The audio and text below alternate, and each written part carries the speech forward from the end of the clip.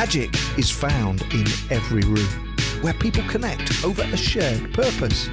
In this weekly podcast, Luke, Hannah and Chris explore the role of purpose, courage, mindset and culture in every leader's quest for transformational performance. Hello and welcome to Magic in the Room. I'm Luke Freeman. And I'm Hannah Braderud. And today, I'm always excited to introduce our guests, but today I'm especially excited to introduce our guest, Jean Philip Svartdahl. We may call him Philip. For my benefit, I think. For Luke's benefit. Yeah, thank you. So I'm really excited because it's not very often that I get relatives visiting the state of Montana. So Philip is actually my cousin.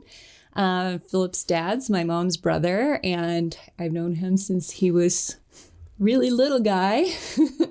But we hadn't really been in touch for a while, and all of a sudden I got a message that he was in Bozeman. So we had to connect, and it had been, I think, a long time since we saw each other. So it's been really cool to just rediscover who you are, and most importantly, why you're here today, what you're working on, which is very relevant to our audience, leaders of organizations. So tell us a little bit, Jean Philip, about the project that you're working on right now.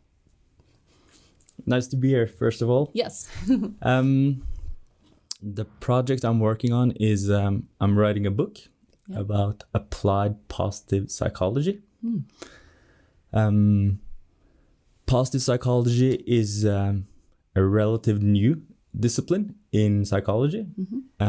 Many have probably heard of it. It's focusing on well-being and how the population as a general can have more optimal experiences and optimal functioning. Awesome. So we're going to talk a little bit more about the book in a minute. Before we dive into the topic of the book and how to apply this philosophy in organizations, let's talk a little bit about you. What led you to this point where you're writing a book about positive psychology? Back in 2012, I decided not to become an engineer. Because I didn't really find my identity and my sense of direction going towards engineering. I was really curious about human beings, what drives us, and basically how can I live a really incredible life. So I started studying education, psychology, read a lot of books on my spare time. And after becoming a teacher, working with students, I figured out that we're so often we have a goal and we are putting all these means to go to the goal. And it doesn't make sense because we could just take the goal and deconstruct it and try to do it more direct. So I wanted to establish a school that takes what the science say about well-being, deconstructed, and learn students to be curious or have courage. Like face on. We don't need to do all this other stuff. We can deconstruct courage, and then we can do all these interventions that help students to be more courageous. That's awesome. And I look forward to diving into what some of those interventions are. So your background, education, you're a teacher, right? And I did I've been studying so many years, but I did a 2-year master program in business development to learn how to not only do it one-to-one, but try to do it in a broader light. Yeah. So your educational background first is education. You worked as a teacher. I know you've traveled a lot. Because what I want to pull some thread on is why does well-being and the good life matter so much to you? And I know early in your life, you traveled a lot. Can you tell us a little bit about some of your travels and maybe the impact that it had on you? Yeah, definitely.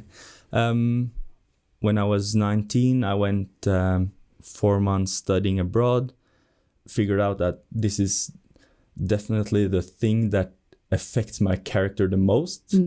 Went back to Norway, worked 10 months, lived in the garage, saved all my money, said no for 10 months to all my friends, no cinema, no cabin trips. And then I did 2 years of traveling with my older brother. And the point was build character, try to expose myself in situations where you actually feel what's going on. So not only, and try to get the third perspective on what I'm doing here. Yeah. And that's where I think the idea of well-being really grounded, that meet all these people and they have so much less than what we have in the Western world. And they are so generous, they are so authentic, it seems like they're really living a meaningful life, supporting to their friends, and well, we have so much to learn. And I was just curious, so I started reading more about philosophy, more about psychology, more about how we're doing in the Western world compared to the Eastern world. And Yeah. So what are some of the places you traveled to? What are some experiences you had that kind of shaped that curiosity? There's a major part of it was to see new people or meet new people, see new places. So I've been to all the continents. Like in total, I visited probably 50 countries in those 2 years. Wow. Where I was a monk in Laos, I lived on the streets in Rio. Even though we had a lot of money, it was important for me just to try to live on the street for 5 days, like on the pavement, in the rain, and then people would come up to us, like pick our pockets, like, do you have money? And it's like, I'm sorry, I don't. I don't. And I think that really affects me in the longer term. Yeah. Yeah. So I know you've mentioned this idea of redefining success. That's the goal of the school that you want to build, the research that you're doing, the book that you're writing. And I know, Greg Robinson, who we've had on the podcast, has talked a lot about this idea of a lot of what directs people's effort is their personal understanding of what is the good life, which Hannah alluded to earlier. And for you with these travels, maybe before you went on your travels, what was your definition of the good life and of success? Yeah, and success, and how did that change? And then maybe even since then, how has it continued to evolve?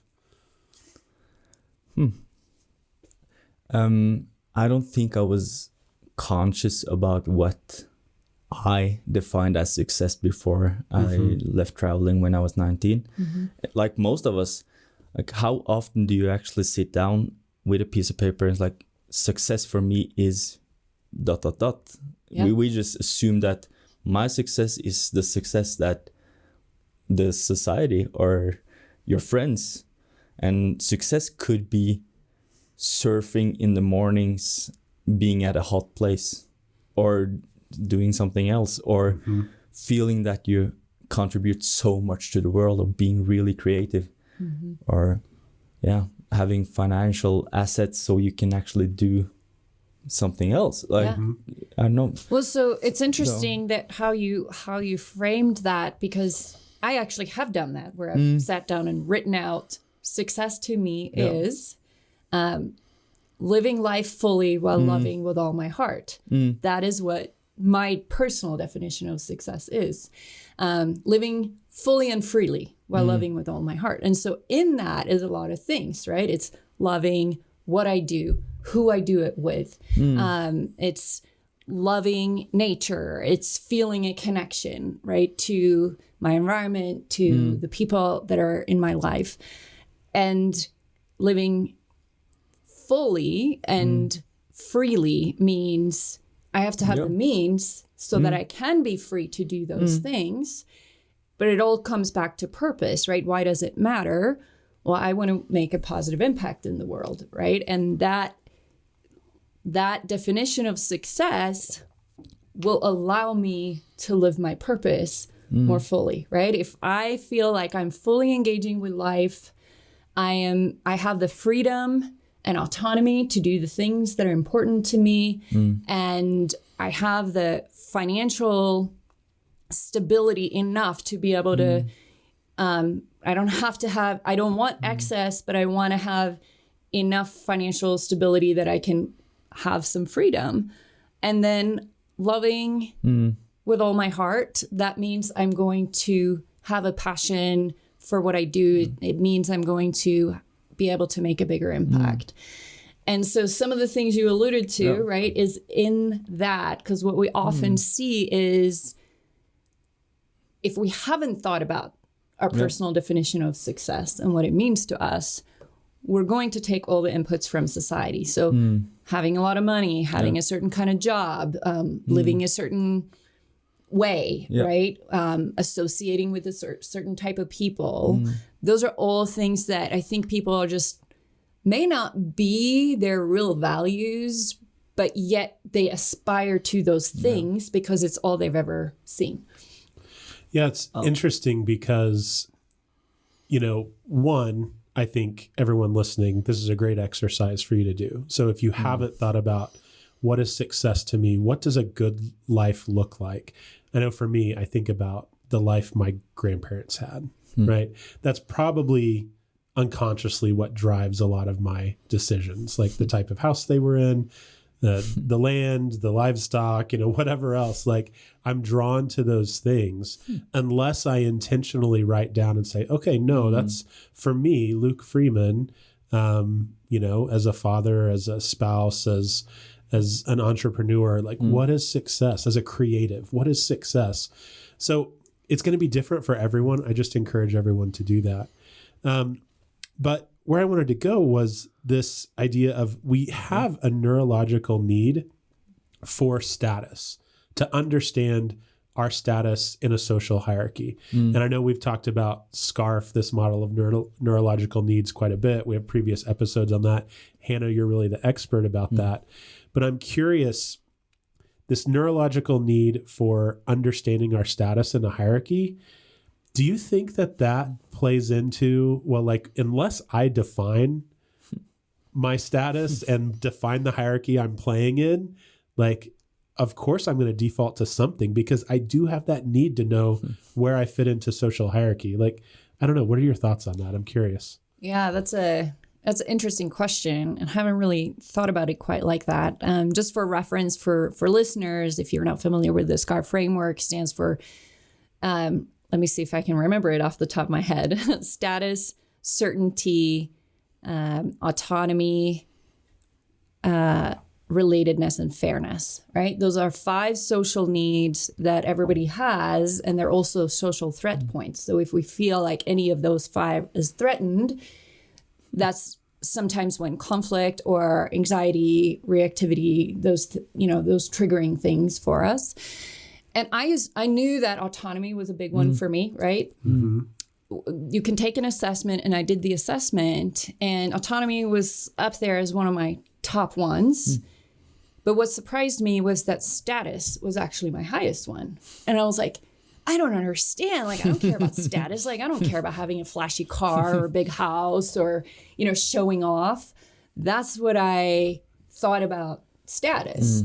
And then when I dug a little deeper and read a little more, I realized, oh, right. It's more about social status. I want to be respected for being a subject matter expert. I want to be looked up to as someone who knows what I'm talking about. I like to be somebody that has, that is seen as competent, right? So all of those are status things. So to your question about can we define, like, yeah, I think we can. And I hadn't really articulated it, but I used to work in the corporate world and was kind of climbing the ladder and gaining more status in that game. And then I realized one day that this isn't a game I want to win. This isn't a game I even want to play at. And then none of those things really mattered, right? And I ended up leaving corporate world and creating my own thing. But yeah, I kind of redefined, where do I want to have status, right? It's not here. It's not in this game. And I shifted. Yeah. As a quick note, I think if the game is well-being and we deconstruct well-being into like all these under dimensions, we can all be winners. Yeah. Like, how can you... That's the cool thing, because if we're talking about experience, you can say that you've been to Hawaii. Yeah. And that's so cool. And I can be saying like, I've been skiing, and that's equal. Yeah. But if you say that you have a really nice car, I have a worse car. Like you get a winner and a loser. Yeah. But in experiences and in well-being, in self-acceptance, self-esteem, like I think that changes how we see the game. Yeah, and it's a different game because I'm not competing against somebody else. no, just to yourself. Yeah. And I'll try to, because your question was twofolded. If my definition of success have changed while I'm like the last 4 years, I've been reading a lot about positive psychology, and yeah, it has. And I think it has changed similar to how the science on well-being has changed.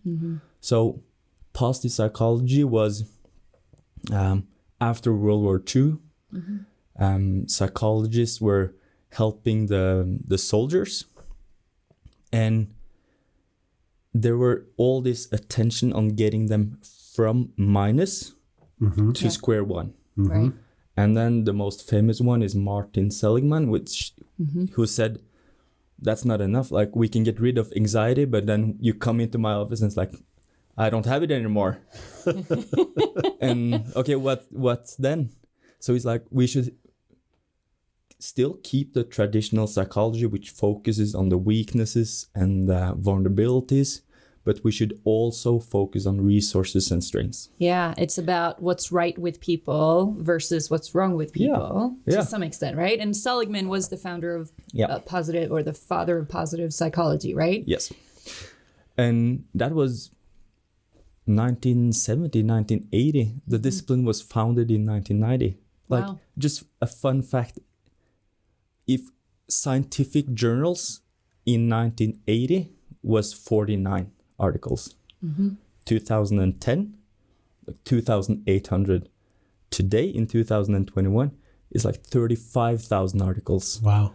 So the about specifically on on well-being. on well-being. So when you see that the science is just massively like interdisciplinary, societies, organizations, like I think over 80% of the articles from a Harvard Business Review is concerning HR and well-being. Like there's so much focus on it now. Yeah.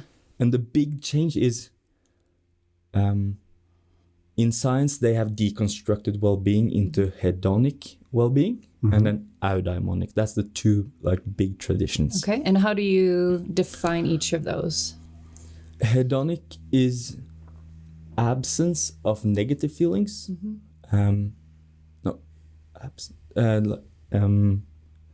To have all these positive feelings, to avoid the negative feelings and be satisfied. Okay.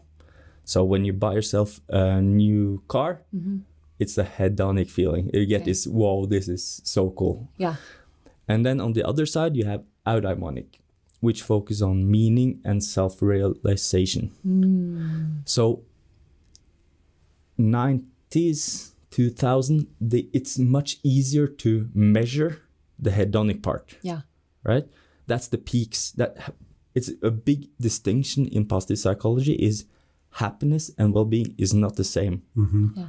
All right. Happiness is the hedonic part. That's the peaks in life. That's when you sell your apartment or you finally ask a girl at work to go out with you and she's like, yes, we'll go. Then it's like, whoa. But the long-lasting feeling of having a deep and good life, that's well-being. Wow. Yeah. So it's more of a long-term satisfaction versus a short-term experience of joy or excitement. Not a lifelong satisfaction, but a lifelong feeling of having a good life. Okay. So in general, like there's, as in any life, you have ups and downs. Yeah. But in general, yeah, I have a... Got it. So yeah, I may go through hard times in life. I may have these incredible peak experiences in life. Yeah. But overall, I feel like I have a pretty good life. Yeah. On balance, it's a good life. Like you're entrepreneurs, you know, like that it's a hard life. Like trying to create something new, trying to change how people think about something. Like your purpose needs to be so strongly founded in who you are that even though you get rejected or people say no or you don't get the grant, it's like, I will still fight on. I will still like continue. So I think that's the higher the meaning, the more obstacles are you able to overcome. Yeah. This might be a tangent, but I think it connects. So the last year probably have been having this really cool conversation about different types of labor with our clients. And so everyone's familiar with physical labor. So that's the first. Also, people are familiar with cognitive labor, right? Intelligence labor. That's the second. So using your body to work and then using your mind to work. So solving math problems, doing engineering, whatever it is. But then the third that's coming to light is emotional labor. And basically what we've found, and the great resignation, reshuffle, whatever you want to call it, has really brought this to the surface, is that our economy, our traditional economy, has really put a monetary value on physical labor and cognitive labor, but has undervalued the emotional labor that lots of folks do every day. So if you're in the service sector, if you're a host at a restaurant, if you're front desk at a hotel, In the medical field. if you're a nurse, right? The emotional labor that you do is significant. It's probably the type of heavy labor, lifting. right? It's the type of labor that you spend the most energy on. And emotional labor is just matching your emotional state and presence to work expectations. Yeah. So that's a long way to get to. There's two types of emotional labor. The first is called surface acting, where I know when someone walks in, let's say I'm front desk at a hotel, that I need to make eye contact and smile, right? And maybe I had a bad day, a bad morning, got a flat tire on my car, whatever. I might not be feeling great internally, but I'm going to put that smile on and greet someone. That's surface acting, wearing the mask, playing the part. The second type of emotional labor is called deep acting, where, I had a flat tire and my day isn't going well, but I pull on my reservoirs of purpose to say, when someone walks in here, they're on a vacation or they're having a meeting, they are in a new place. And the way that I respond and greet them is going to have a meaningful impact on their experience today. And it's going to create security for my teammates when this person comes back because they have real feelings of belonging here. And so because I know those outcomes are things that I believe in, I'm going to do this work today, even though I don't feel great. And that deep acting, we actually change our feelings and it becomes less of a mask and more of becoming the emotional state that's expected of us. So all of that to say, when I hear hedonic versus eudaimonic, if I'm saying that right, hedonic, to me, what I hear you saying is it's the surface level emotional state that comes and goes based on our circumstances. And sometimes it's up, sometimes it's down, right? And we want it to be up as much as possible and positive things to happen. But real long-term well-being comes from doing the work of meaning and self-realization, anchoring back to why am I here today? What's the highest possible good I can achieve? That's less circumstance dependent. And so, I don't know, that's a very long way to say, I feel like those ideas are connected somehow. I'm not quite sure how, except maybe they both require emotional intelligence. I don't really know, but I'm just putting it out there in the ether for you guys to react to. What do you think? I think it makes perfectly sense. I'm not familiar with the model you're framing, but definitely, like it's ancient wisdom, and I think that's the cool thing about psychology is psychology just, in my opinion, just deconstruct philosophy in a way that we can measure it. So the philosophers and religious thinkers 2,500 years ago was like, what is the good life? And then they've been elaborating on it.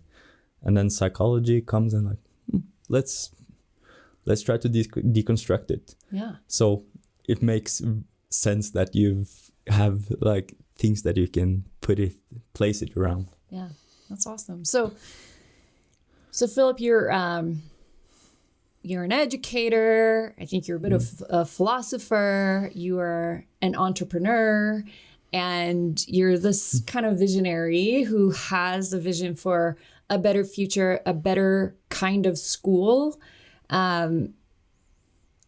Why? Why does that? Like, what's driving you? What's your personal sense of purpose and why you're interested in all these things?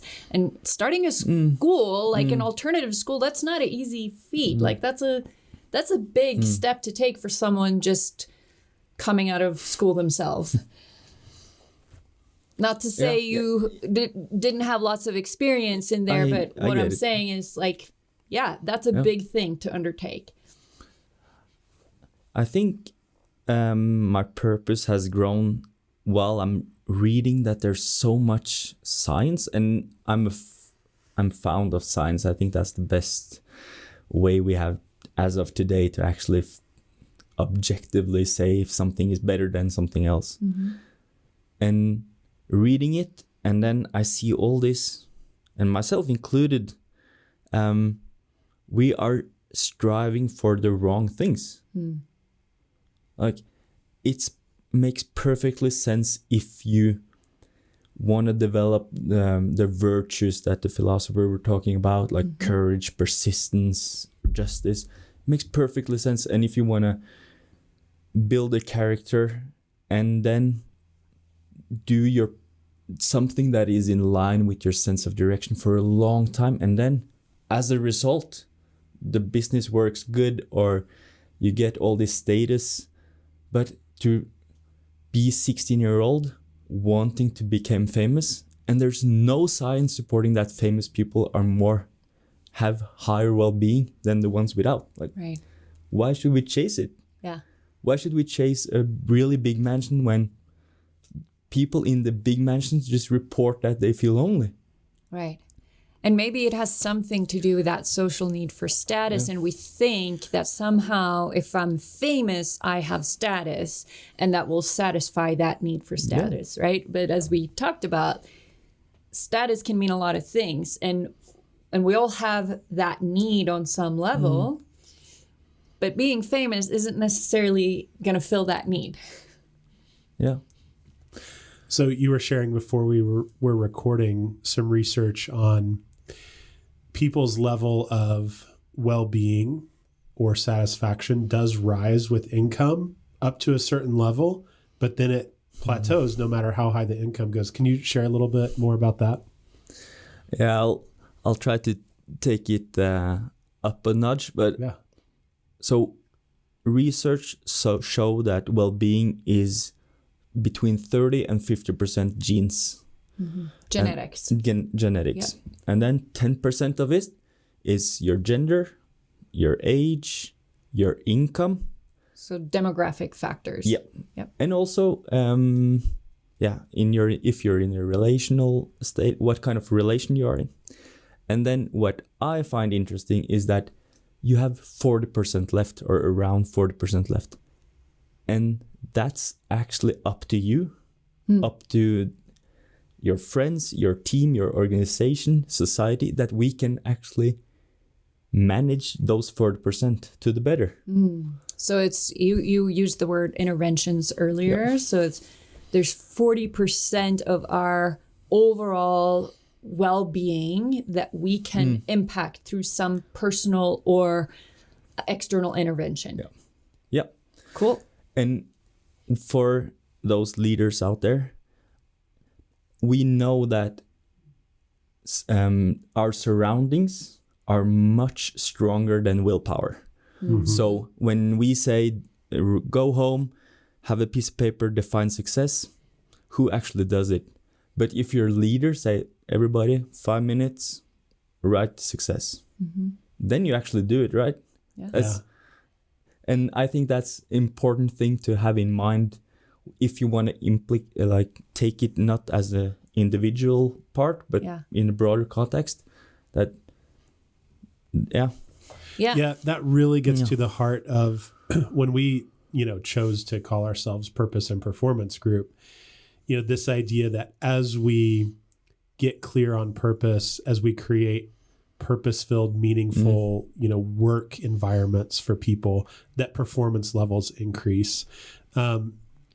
It's because the environment matters and leaders have a ton of power and a ton of responsibility to shape not only their outcomes based on metrics, but the leading factors, the things that lead into those outcomes, which really is well-being, feelings of meaningfulness at work. And so, man, I just say all of that to say the idea of a leader saying, hey, we're going to take the first 5 minutes of our team meeting, everyone pull out a piece of paper, write down what is success to you? What is the good life to you personally?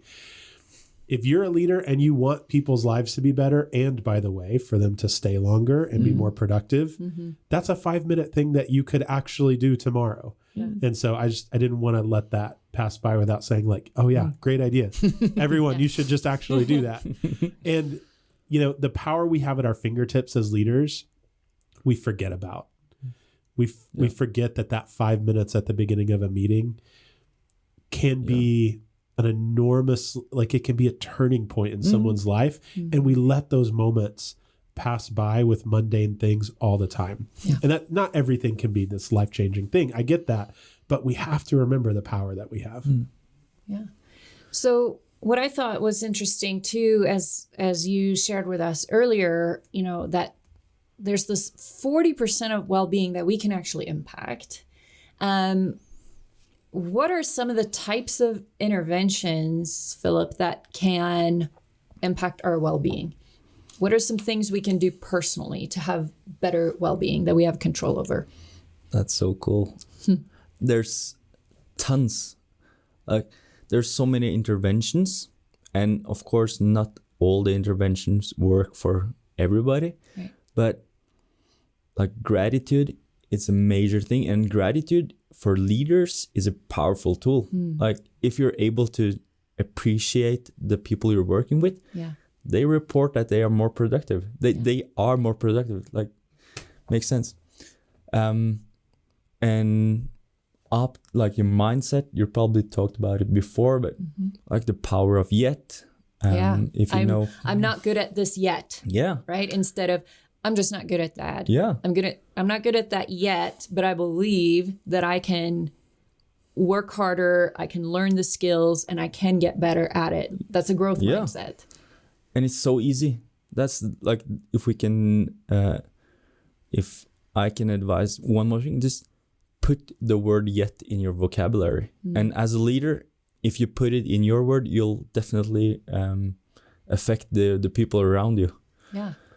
Yeah, my 13-year-old came home and he was practicing doing a pencil flip. You guys, I don't know. I grew up in the States. You didn't have David Letterman maybe in Norway. I don't know, but David Letterman was a talk show host and he would always flip his pencils up around his fingers. So my son came home trying to do this pencil flip and catch it. And he had seen his math teacher doing it. And he said, yeah, my math teacher told me that you just have to dare to suck.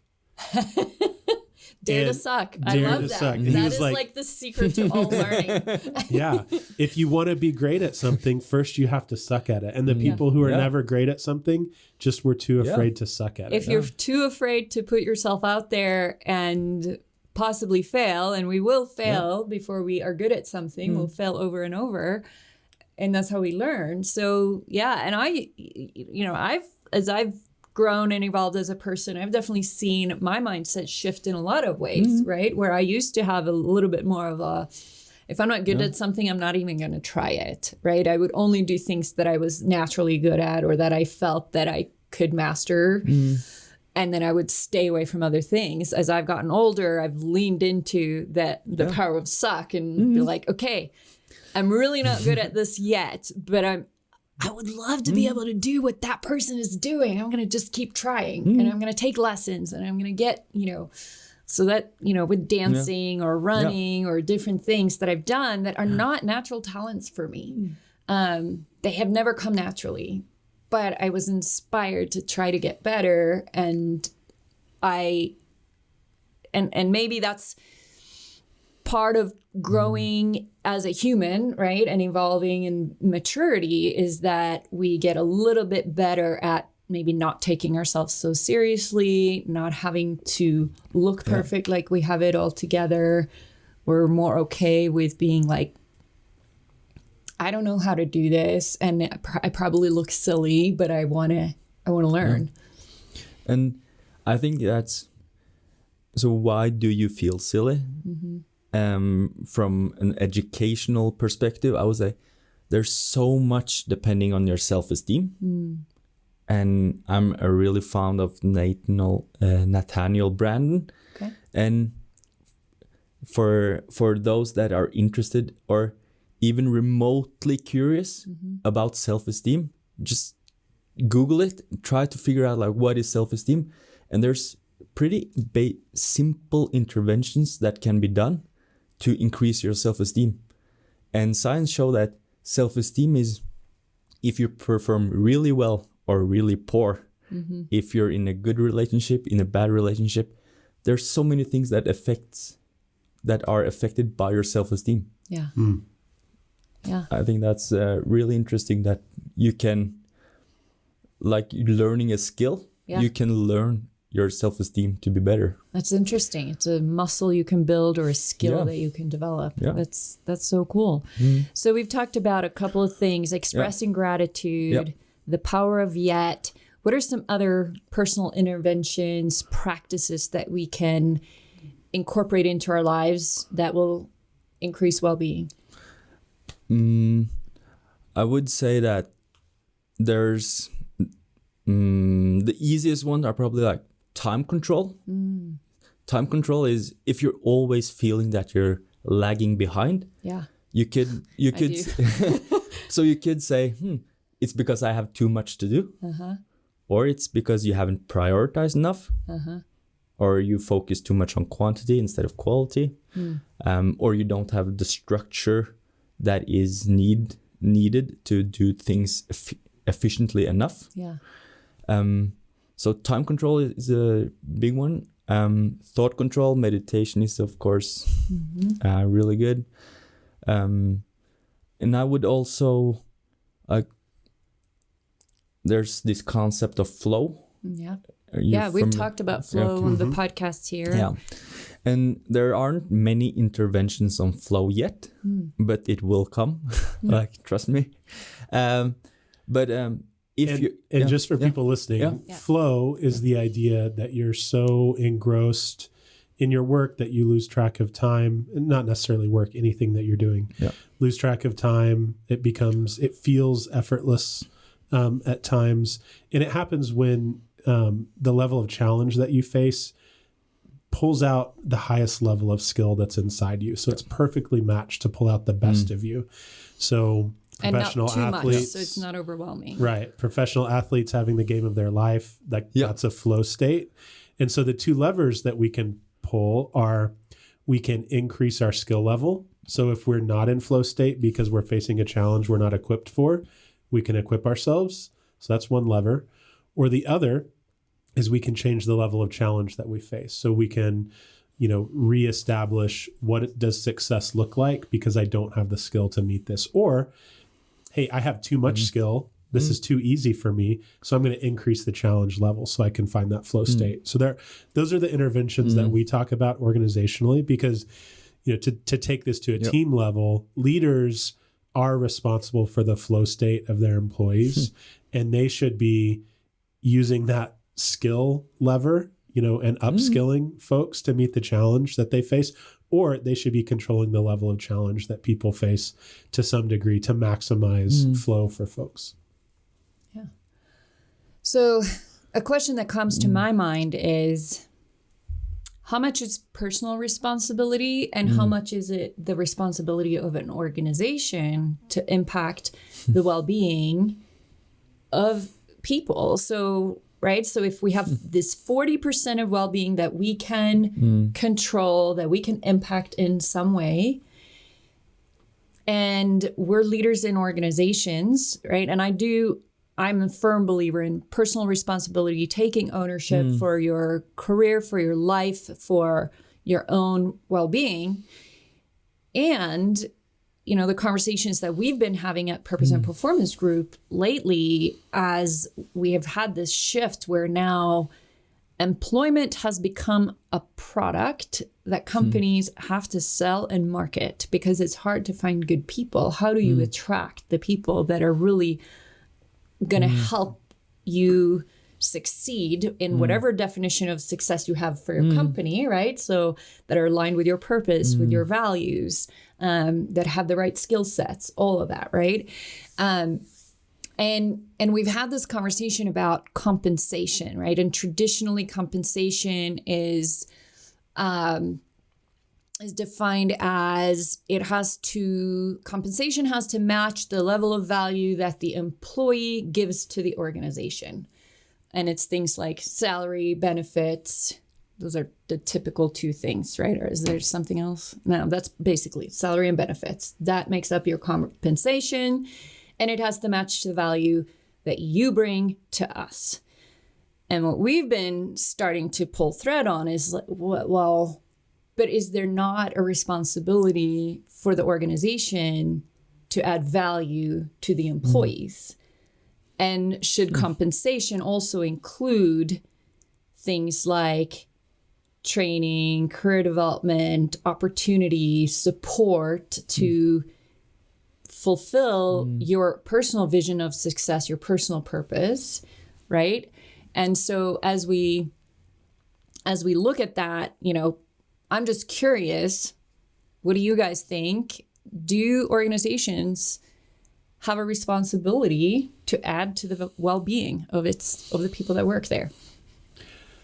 So you mentioned earlier you believe in personal responsibility, and I do too, but I believe in it as a paradox that personal responsibility is somehow held in tension with this idea that I also need to own and believe that everything that I do impacts everyone else that I'm connected with. Yeah. So only I am responsible for me. That's true.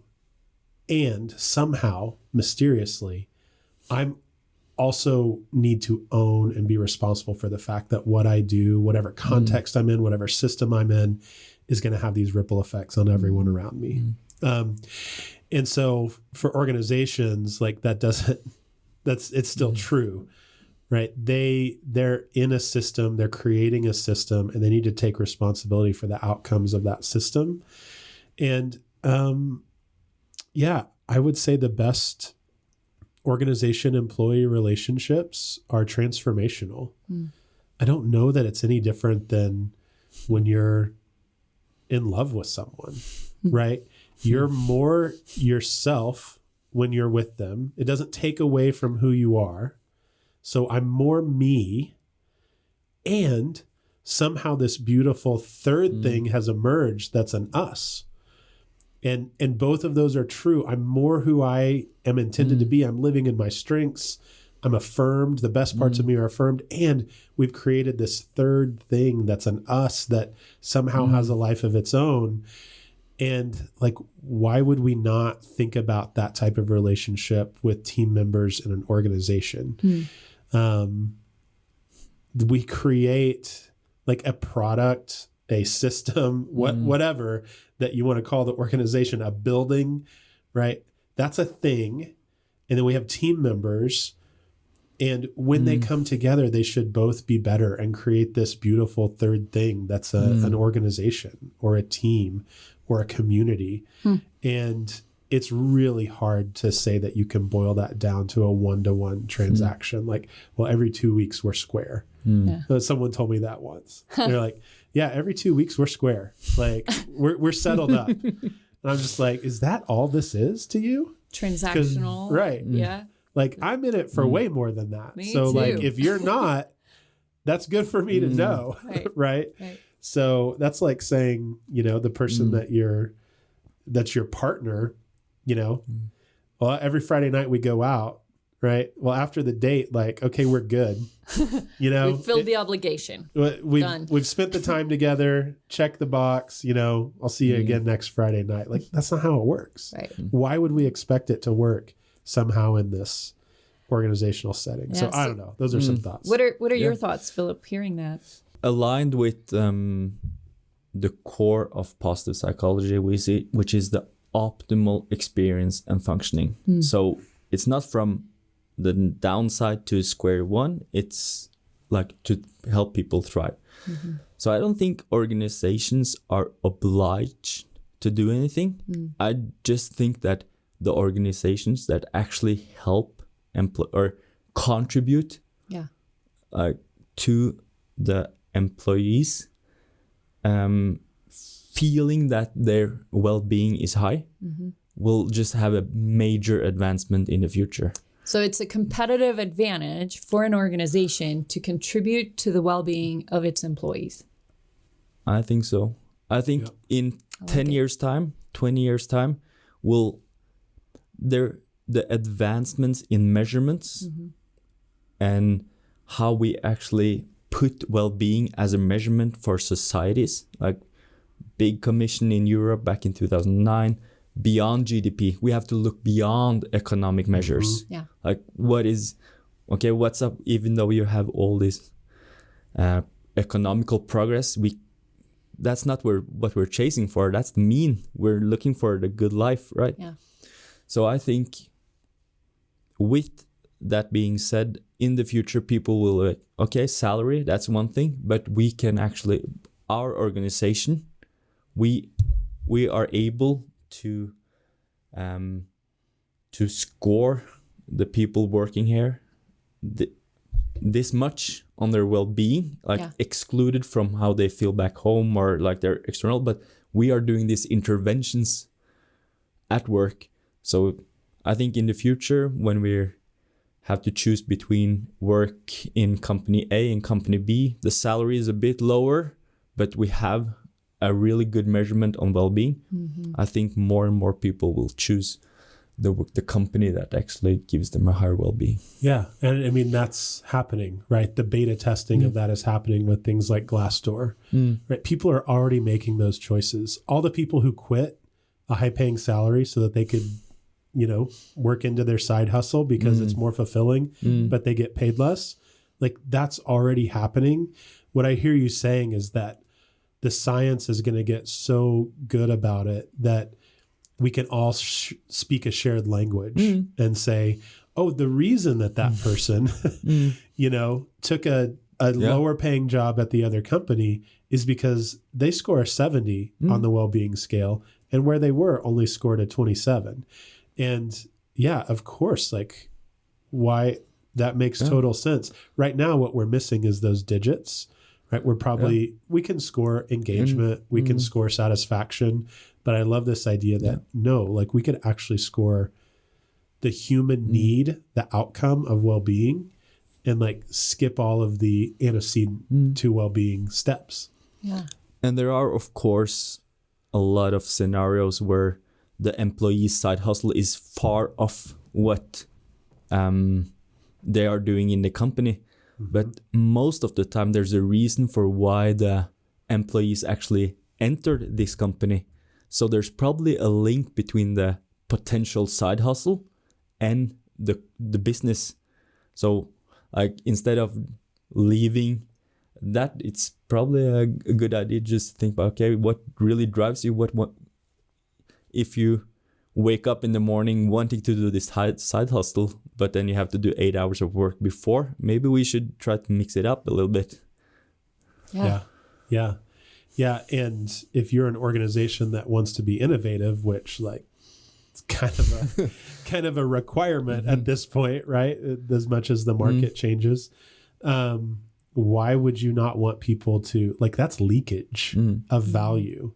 If someone has this value living inside them that they want to do this thing, but for whatever reason, you haven't given them the opportunity to donate some of that value to you, like you're missing opportunity. Yeah. So this has been a really interesting conversation. There's a lot of topics we could dive into and maybe do sequels on. But as we start to wrap up the conversation today, Philip, what are some practical steps that leaders can take to impact their organization in a positive way? So we've talked about well-being. We've talked about some specific interventions, right? And we've kind of pulled some thread on why does it matter for an organization to contribute to the well-being of people? And I also believe that if leaders have a sense of well-being for themselves, right, that's going to impact the culture in that organization. So let's make this really applicable, really practical. If I'm a leader in an organization and I want to contribute positively to my own well-being and my organizations in particular, where do I start? That's a huge question. Yeah. And there's probably many good answers. I think the important part is what Luke told earlier, that things are courageous. It affects other people. So when you do it, the people that you're working with will definitely see it. Yes. If you start being grateful and you actually express your gratitude, most likely others will feel it the same. Or will do the same. There's a lot of there's a lot of research too that shows the impact of gratitude, right? And of how it even changes your brain chemistry. And we talked a little bit about flow. You can stimulate flow. You can help create bubbles where employees can enter, and flow is required at least 15 minutes without breaks. So without interruptions, work for 1 hour, try really to enter the state of flow, and you'll probably have better performance on the task. So I'm thinking about how leaders can model the way in how do we eliminate distractions, for example, so that we can have uninterrupted work time, that we even have the chance to enter a state of flow, right? If we're constantly in our emails, constantly being reactive to what's happening, it's really hard to enter into flow. So I like that suggestions for organizations to look into what constitutes flow, how can we optimize our work environment and the skill levels and the challenge levels for our people to encourage more flow, and lead by example and model the way in terms of expressing gratitude. Where my mind goes there is recognition. What do we do in terms of formal recognition programs, informal recognition, where we pay positive attention to what people do well. We try to catch people doing something right. We notice what they do well and let them know that we noticed, right? To me, that's kind of related to gratitude, right? Showing appreciation for not only the work that our people are doing, but their character and how they're building their character. I got so many ideas just coming by. I think a good leader trusts their employees, and I guess a lot of the leaders listening are doing it. Try to leave less work on the employees and see when you have the time control, when you feel that you have the time to actually do a project really well, and then you have like 5 or 10 or 15 minutes before the next meeting, like there will happen, magic will happen, because the employees is invested. He's in the company. He's going all for it, and then suddenly he doesn't need to run to the next meeting. He has 10 minutes. Like, okay, I can do preparation. I've been thinking about this idea. I can write it down. I'll just go to my colleague, ask him what. So what I'm hearing there is building resilience into the system. We interviewed recently another guest on the podcast, Lorca Smetana, who's a resilience researcher and teacher, right? Yeah. And she talks about personal resilience in systems. And one of the things she talked about is your calendar, right?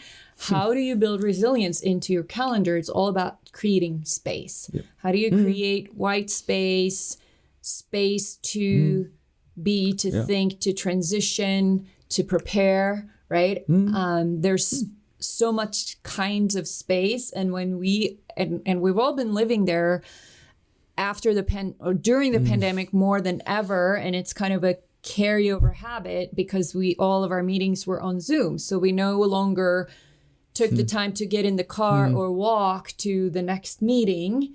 Because we had to plan differently, right? When we were going physically to meetings, when everything is on Zoom, well, because of technology, you can put meetings back to back to back to back to back. Yeah. And there are days where I am literally at my desk going from meeting to meeting to meeting to meeting, each one running maybe 5 minutes over, and then you're late coming into the meeting and you're apologizing, and then you're having to reshift your focus from previous conversation to the next one, right?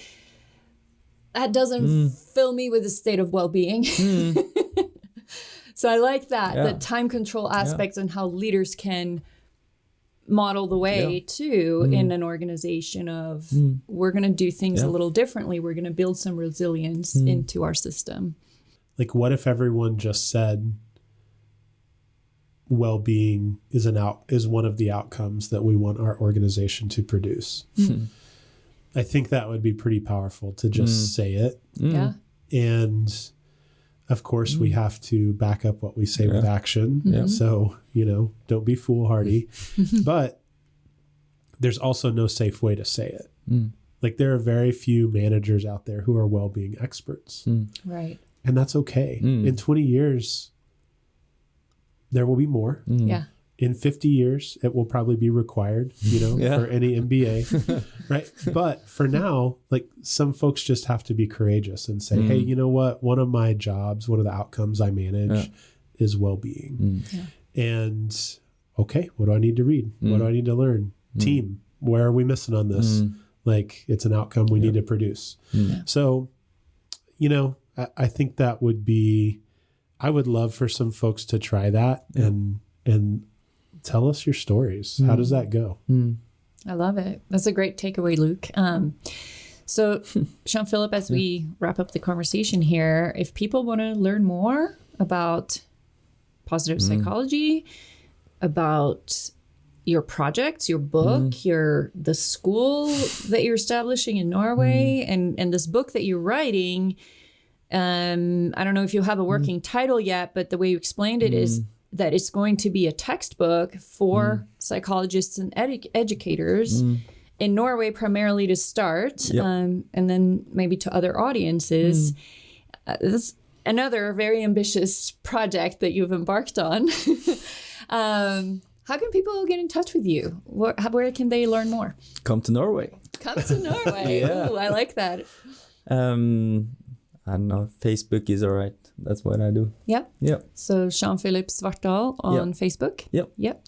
Well, it's been so great to have you. Thank you so much for coming, doing your cousin a favor by sharing really some cool. knowledge with us. it's been really fun. So thanks. Yeah. Awesome. Thank you so much. It's been great. Yeah. Well, Luke, how can people learn more about Purpose and Performance Group and what we do? Yeah, for folks listening, if you've heard ideas, I think we've been pretty challenging on this episode. Like, hey, leaders, you're responsible for all of a sudden all of these other things. Well, that's what we do. We want to support leaders to make those things happen. Find really practical ways that apply well for you with your specific meeting cadence, with your specific team, with the makeup of your team, with the vision and goals of your organization.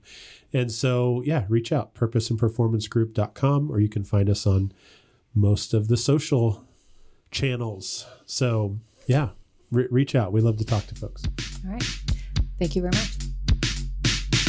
Magic in the Room is hosted by Chris Province, Hannah Bratteroo, and Luke Freeman, and produced by Ben West. Theme music is by Evan Grimm.